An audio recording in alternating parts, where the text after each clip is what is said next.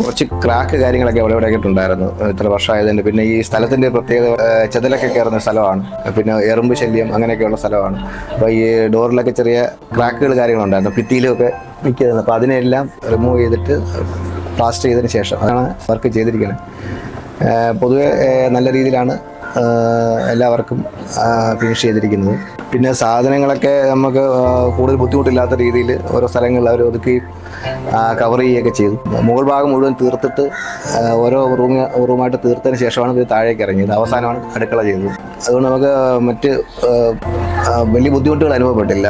Room മാറാനും ആ സമയത്തുള്ള താമസമൊന്നും അങ്ങനെ ബുദ്ധിമുട്ടായിട്ട് തോന്നിയില്ല. വർക്കും നല്ല രീതിയിൽ ചെയ്തിട്ടുണ്ട്. ഇവരുടെ വർക്കിൽ ഞാൻ സാറ്റിസ്ഫൈഡ് ആണ്. Thank you.